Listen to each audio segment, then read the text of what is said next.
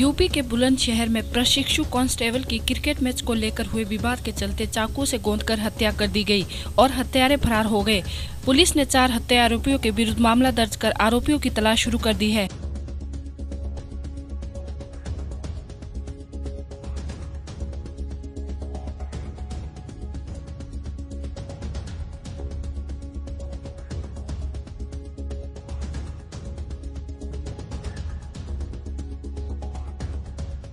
खेलते झगड़ा हुआ था तो घर पे मेरे आए थे कि चलो मैच खेलने चल रहे। मैं उसके साथ नहीं गया तो उसी बात को लेकर झगड़ा हुआ था। फिर उसी दिन शाम को मेरे को खेत पाए मुझे पीटने के लिए, तो मेरे मम्मी पापा साथ में और गांव के 2 भाई और साथ में, उनकी वजह से वहाँ गया कैन सुनी होकर वो गाँव के अंदर फैसला कर दिया। उसके बाद उसको लेकर मैं 2 दिन के बाद अपने मामा के घर चला गया। फिर परसों ही मैं हाथ गया और आज जब शाम को एक कुआं बंद करके उल्टे जा रहे घर मेरे भाई, तो मैं घर से आया ना बुलाने के लिए देखने के लिए, और मेरे पापा भी पीछे से आ रहे वो उस रास्ते से निकल गए। तो हम मेरे को मोड़ पर देख के उन्होंने से एक रोबिन नाम का लड़का विजय को वहाँ ने कही कि आपको छोटा भैया लियो, वो मैंने पहचान लिया। और 3 लड़के, एक जो कि भाई को रोबिन को बड़ा भैया गब्बर, और राहुल है धर्मपाल को लौंडा, और राजू को लौंडा ललित, ये 4 मैंने पहचान ली। बाकी 5 मुझे पीछे के रास्ते नीचे के रास्ते से नीचे भाग को वो पहचान होना। किस तरह हत्या की गई है? जब मैं आया तो मैंने जैसा कि देखो तो इसके ऊपर पड़े हुए थे, जैसे मैं उधर से आया तो एकदम से मुझे देख के एकदम से भाग गए। मैं देख नहीं पाया किस तरह हुआ, मैंने सिर्फ इससे लिपटे हुए देखे, बाकी हाथ पैर चल रहे हैं उनके, लेकिन मुझे देखते वो भाग गए। ये कौन था? एक हत्या हुई है चौकी नई मंडी क्षेत्र में। जेटीसी का ये बेसिकली सिपाही था, अभी प्रशिक्षणाधीन था, इसकी ट्रेनिंग चल रही थी। पुलिस लाइन में जेटीसी चलते हैं तो ट्रेनिंग से पहले भी एक ट्रेनिंग होती है जिसमें लोगों को वर्दी वगैरह पहनना और सैल्यूट वैल्यूट करना सिखाया जाता है। तो ये सुबह ये इन्हें ट्रेनिंग के लिए बुलाया जाता है और शाम को ये लोग पुलिस लाइन से लौट के आते हैं अपने अपने घरों पे जहाँ पे भी ये लोग रहते हैं। तो वहीं ये लौट के आया था इस गांव में, मूल रूप से इसी गांव का रहने वाला है। और इनका आपस में 10 दिन पहले दोनों परिवारों का करीब क्रिकेट खेलने को लेके झगड़ा हुआ था 10 दिन पहले के करीब। तो उसी को लेके आज ये दोनों पक्षों में जो है वो मार पिटाई हुई और उसकी लड़के की उसमें हत्या हुई है। कितने लोग बताए जा रहे हैं और अभी तक कोई कार्रवाई? इसमें 5 लड़के बताए जा रहे हैं। जो मृतक जो है युवक, इसका भाई उसने पहचाना है। 5 लड़के इसमें हत्या में बताए।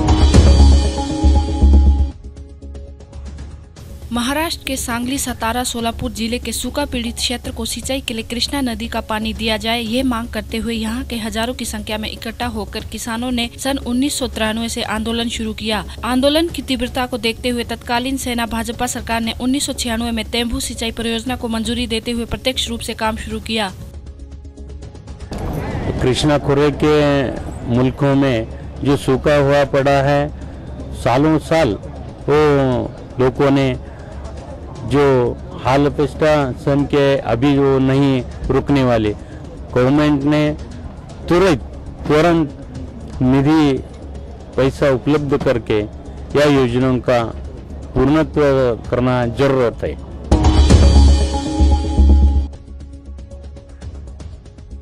मुंबई के मालवानी में हुए सनसनीखेज हत्याकांड की गुत्थी मुंबई क्राइम ब्रांच ने सुलझाते हुए 3 आरोपियों को गुजरात के वलसाड से गिरफ्तार किया है, जिनमें एक महिला भी शामिल है। मुंबई क्राइम ब्रांच के मुताबिक लूट के इरादे से वारदात को अंजाम दिया गया। हत्याकांड के तार देह व्यापार से भी जुड़े हुए हैं।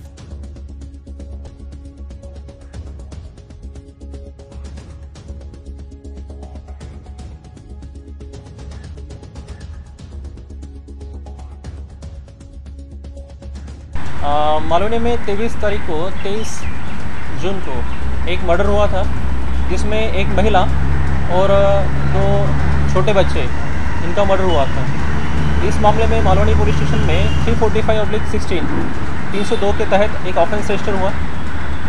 ऑफेंस रजिस्टर होने के बाद में इसमें क्राइम ब्रांच की यूनिट 11 टीम पैरेलली इन्वेस्टिगेशन कर रही थी। इन्वेस्टिगेशन के दौरान हमें गुप्त सूत्रों के बारे में मिली जानकारी और जो टेक्निकल हमारी सपोर्ट टीम है उसकी मदद से हमने इसमें 3 आरोपियों को गिरफ्तार किया है, पकड़ा है।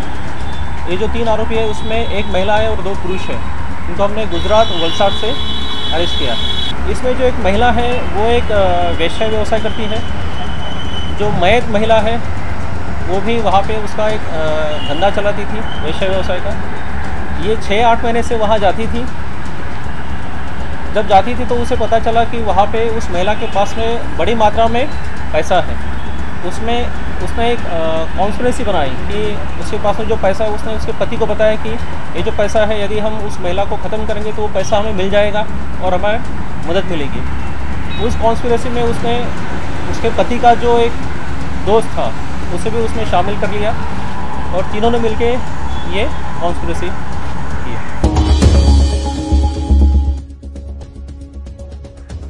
हुंगली पोलावा थाना क्षेत्र में सुगंधा मोड़ पर आदिवासी युवती को अपहरण किए जाने की कोशिश में एक आदिवासी युवती की मौत के बाद से इस मामले में राजनीतिक माहौल तेज होता जा रहा है। बीते रविवार को आरोपी ट्रक के खलासी को अविलंब गिरफ्तार किए जाने की मांग को लेकर भाजयुमो के सैकड़ों समर्थकों ने सुगंधा मोड़ पर 1 घंटे का पथ अवरोध किया था, जिसके कारण दिल्ली रोड पर सड़क यातायात व्यवस्था पूरी तरह से चरमरा कर रह गई थी। আজকে এই যে দুর্ঘটনাটা ঘটেছে গত পরশু দিনকে দুটি মেয়ে ফ্যাক্টরি থেকে ফিরছিল এবং দিল্লি রোডে তাদেরকে একটা ট্রাকের খালাসি জোর করে হাত ধরে টেনে ট্রাকে তুলতে চায়।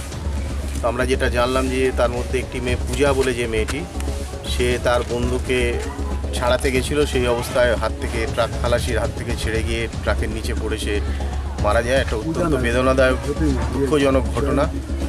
এটার জন্য আমরা বিজেপির তরফ থেকে গতকাল রাস্তা অবরোধও করেছিলাম 2 জায়গায়, বাঁশবেড়িয়া এবং আমাদের এখানে চুঁচুড়ো সুগন্ধা মোড়ে। আমরা পুলিশের ওপর চাপ রেখেছি। আজকে আমি এসেছিলাম পূজার বাড়িতে। আমি শুনেছিলাম খুবই দরিদ্র পরিবার এবং ও লজেন্স ফ্যাক্টরিতে কাজ করে, ওর মা বোধহয় জোগাড়ের কাজ করে। তো আমি ওদেরকে একটা কথা বলে এসেছি যে যদি ওর বাবা মনে করে যে ওর মেয়েকে অন্য কোনো জায়গায় কাজ করাবার জন্য পাঠাবে তো আমায় যেন জানায়। আমি একটা অন্য জায়গায় কথাও বলে রেখেছি, সেটাও একটা ফ্যাক্টরি, মানে ফুড ফ্যাক্টরি, ফুড প্রোডাক্টস তৈরি করে তারা। हुंगली राज्य सरकार के नियमों की अवहेलना करते हुए जीटी रोड पर अवैध तौर पर टोटो चलाए जाने के प्रतिवाद में हुंगली जिला बस ओनर एसोसिएशन की तरफ से चुचुड़ा स्थित हुंगली जिला शासक संजय बंसल के दफ्तर में एक ज्ञापन सौंपा। हुंगली जिला शासक की गैर मौजूदगी में एसडीएम ने ज्ञापन स्वीकार किया। उन्होंने कहा यदि तत्काल उनकी मांगे नहीं मानी गई तो मजबूरन 30 जून से 4 नंबर रूट की बस सेवाएं बंद कर दी जाएगी और सरकार को परमिट वापस लौटाया जाएगा। हुगली जिला बस मिनी बस ओनार्स एसोसिएशনের तरफ থেকে ডিএম সাহেবকে একটা ডেপুটেশন দিলাম। ডিএম সাহেব কোনো কারণে ছিলেন না, এডিএমজি আমাদের থেকে ডেপুটেশনটা নিলেন। সেখানে আমরা হুগলি জেলার যা বাস্তব পরিস্থিতি, বাস রুটের উপরে যেভাবে হাজার হাজার টোটো বাস রুটের উপরে চলছে সরকারের নির্দেশ না মেনে, আর যেখানে হাজার হাজার অবৈধ অটো বিশেষ করে জিটি রোডে চলছে কোনো রকম নিয়ম নীতি না মেনে, আমরা তার বিরুদ্ধে প্রতিবাদ জানালাম। আমরা আরও প্রতিবাদ জানালাম যারা বৈধ অটো আছে ওভারলোডিং করছে, যা প্যাসেঞ্জার তার থেকেও বেশি বিপজ্জনকভাবে প্যাসেঞ্জার তুলছে, আমরা তাতেও প্রতিবাদ জানালাম। এবং বাসের ক্ষেত্রে কিছু সরকারি নিয়ম নীতি আছে যেগুলো নাম পরিবর্তন, রিপ্লেসমেন্ট, এই সবগুলো নিয়েও আমরা দাবি দেওয়া করলাম। উনি বিষয়টা সহানুভূতির সঙ্গে দেখবেন বলে আমাদের আলোচনা করলেন। আর সবথেকে দুঃখের ব্যাপার যেটা আমরা শুনলাম সেটা হচ্ছে ওনাদের এনফোর্সমেন্টের ক্ষেত্রে অবৈধ বা পারমিটবিহীন যেসব টোটো বা যেসব অটো চলে বা যেসব যাত্রী পরিবহন হয়। यूपी के हमीरपुर जिले में उस समय कोहराम मच गया जब एक अनियंत्रित ट्रैक्टर ट्रॉली सहित पलट गया और उसमें दबकर पिता और पुत्र की दर्दनाक मौत हो गई। फिलहाल पुलिस ने दोनों शवों को कब्जे में लेकर पीएम के लिए भेज दिया।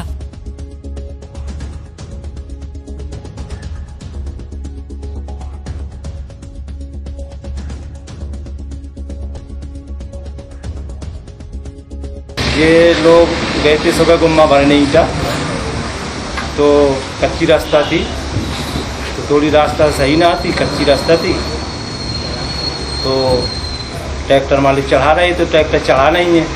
इसके बाद में ट्रैक्टर और ट्राली के बीच में जो कड़ा होता है वो टूटा है, तो वो टूटने से ट्रैक्टर की स्पीड से मालिक पलट गया। उसी के नीचे दोनों पिता और पुत्र दोनों मालिक दब गए। दोनों की मौत हो गई? दोनों की मालिक वही मौके का। थाना उसकरा में बिमड़ी खुर्द के पास एक ट्रैक्टर जा रहा था जो ईंटे भरे हुए थे, जिसमें 2 व्यक्ति बैठे थे, रामेश्वर एवं का पुत्र दिलीप।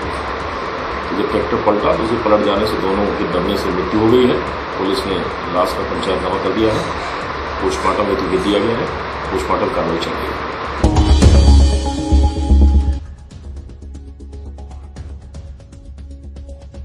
जौनपुर में मानव रहित रेलवे क्रॉसिंग पर ट्रैक्टर ट्रॉली की ट्रेन से टक्कर हो गई। संयोग अच्छा था कि इस हादसे में किसी को चोट नहीं आई, लेकिन ट्रेन के इंजन में खराबी आने से लगभग 2 घंटे तक ट्रेन को पास के स्टेशन पर रोकना पड़ा, जिससे आवागमन बाधित रहा।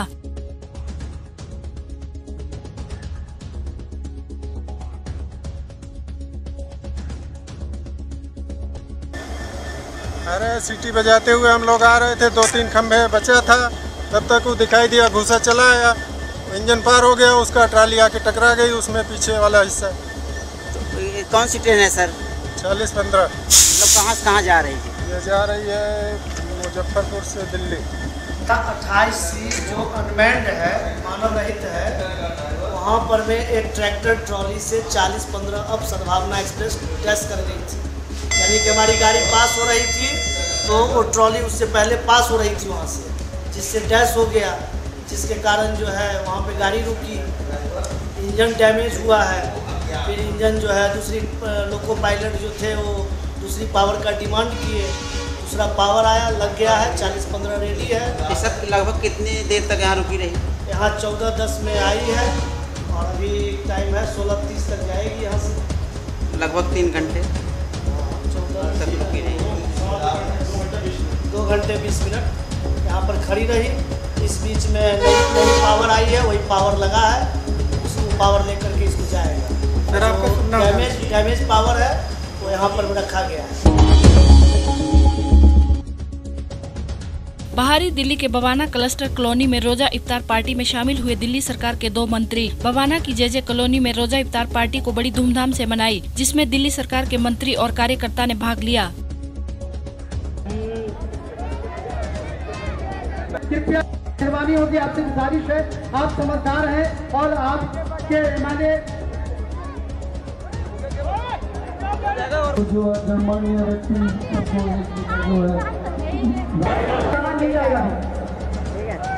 जाते जाते शरबत पीते हुए जाए, शरबत गेट में ही है।